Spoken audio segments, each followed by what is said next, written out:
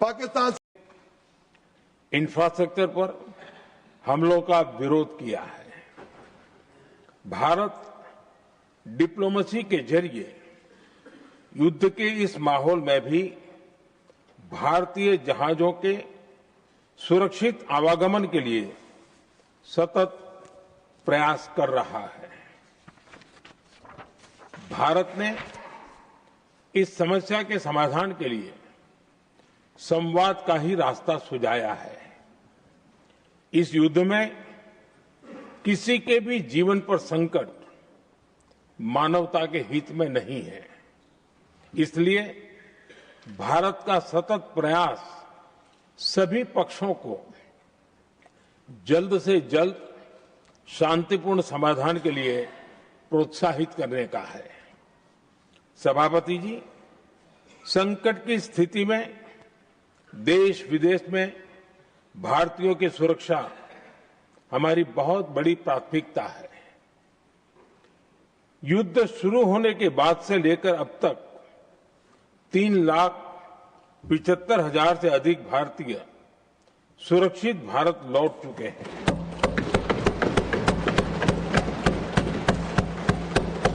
Iran से ही अभी तक 1,000 से अधिक भारतीय सुरक्षित वापस लौटे हैं। इनमें 700 से अधिक मेडिकल की पढ़ाई करने वाले युवा हैं। हमारी सरकार संकट के इस समय में पूरी संवेदनशीलता से काम कर रही है। सभी देशों ने वहां मौजूद भारतीयों की सुरक्षा का पूरा आश्वासन दिया है। हालांकि ये बहुत दुखद है कि हमलों के कारण कुछ भारतीयों की मृत्यु हुई है और कुछ घायल भी हुए हैं। ऐसे मुश्किल हालात में परिवारजनों को आवश्यक मदद दी जा रही है। जो घायल हैं, उनका बेहतर इलाज सुनिश्चित कराया जा रहा है। सभापति जी, होर्मुज स्ट्रेट विश्व व्यापार के सबसे बड़े रूट्स में से एक है। विशेष तौर पर कच्चे तेल, गैस और फर्टिलाइजर से जुड़ा परिवहन इस क्षेत्र से बहुत बड़ी मात्रा में होता है।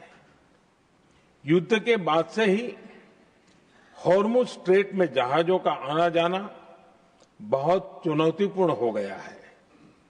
लेकिन विपरीत परिस्थितियों के बावजूद हमारी सरकार ने संवाद से, कूटनीति के माध्यम से रास्ते बनाने का प्रयास किया है।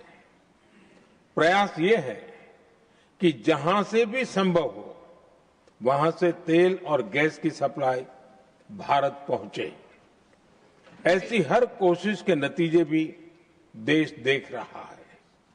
बीते कुछ दिनों में दुनिया के अनेक देशों से कच्चा तेल और एलपीजी से भरे जहाज भारत आए हैं।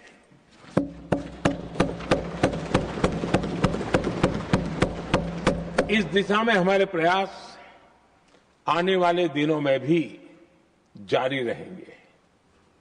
सभापति जी, भारत का प्रयास है कि तेल हो, गैस हो, फर्टिलाइजर हो, ऐसे हर जरूरी सामान से जुड़े जहाज भारत तक सुरक्षित पहुंचे। लेकिन इस युद्ध से बनी वैश्विक परिस्थितियां अगर लंबे समय तक बनी रहती है तो गंभीर दुष्परिणाम तय है। इसलिए भारत ने अपनी रेजिलियंस बढ़ाने के लिए जो भी प्रयास बीते वर्षों में किए हैं, उनको और गति दे रहा है। सभापति जी, कोई भी संकट हो, वो हमारे हौसलों और हमारे प्रयास दोनों की परीक्षा लेता है। देश ऐसे संकटों का बेहतर तरीके से सामना कर सके, इसके लिए बीते 11 वर्षों में निरंतर निर्णय लिए गए हैं।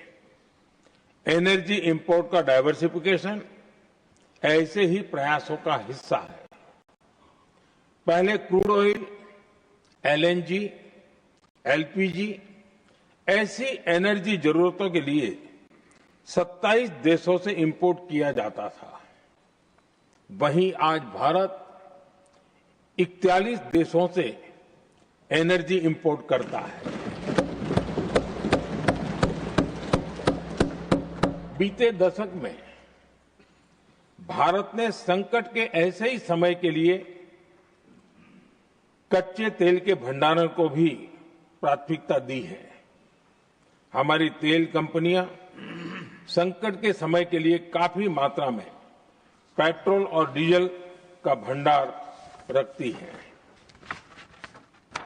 बीते 11 वर्षों में 53 लाख मीट्रिक टन से अधिक का स्ट्रेटेजिक पेट्रोलियम रिजर्व भी डेवलप किया गया है और 65 लाख मैट्रिक टन से अधिक के रिजर्व की व्यवस्था पर देश काम कर रहा है। साथ ही बीते दशक में भारत की रिफाइनिंग कैपेसिटी भी अच्छी खासी बढ़ाई गई है। मैं आपके माध्यम से सदन को और देश को ये आश्वासन देना चाहता हूं कि भारत के पास क्रूड ऑयल के पर्याप्त स्टोरेज के और निरंतर सप्लाई की व्यवस्थाएं हैं। सभापति जी, हमारी सरकार की कोशिश है कि ईंधन के किसी एक ही स्रोत पर ज्यादा निर्भरता न रहे।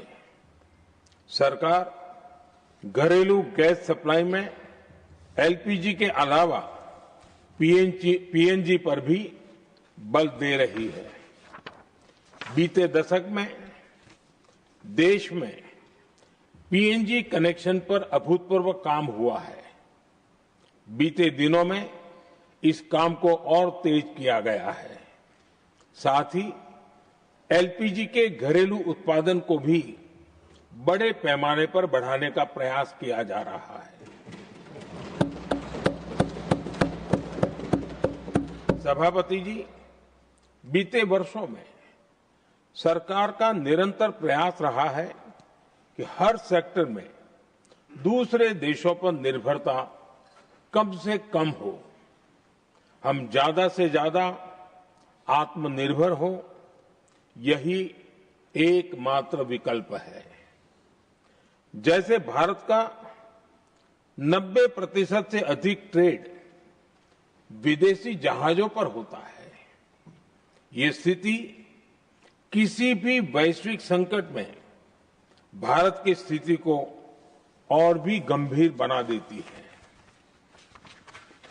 इसलिए सरकार ने मेड इन इंडिया जहाज बनाने के लिए करीब 70,000 करोड़ रुपए का अभियान शुरू किया।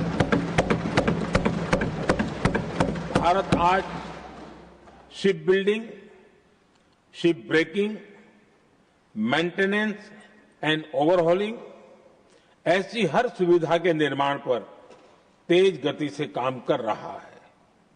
भारत अपने डिफेंस सेक्टर को भी अधिक रेजिलिएंट बना रहा है। बीते दशक में किए गए प्रयासों से भारत आज अपनी जरूरत के अधिकांश हथियार भारत में ही बना रहा है। एक समय था जब भारत अपने जीवन रक्षक दवाओं के कच्चे माल यानी एपीआई के लिए भी दूसरे देशों पर बहुत अधिक निर्भर था। बीते वर्षों में देश ने भारत में ही एपीआई इकोसिस्टम बनाने के लिए अनेक प्रयास किए हैं। इसी प्रकार रेयर अर्थ मिनरल्स में विदेशी निर्भरता को कम करने के लिए भी बड़े कदम उठाए जा रहे हैं।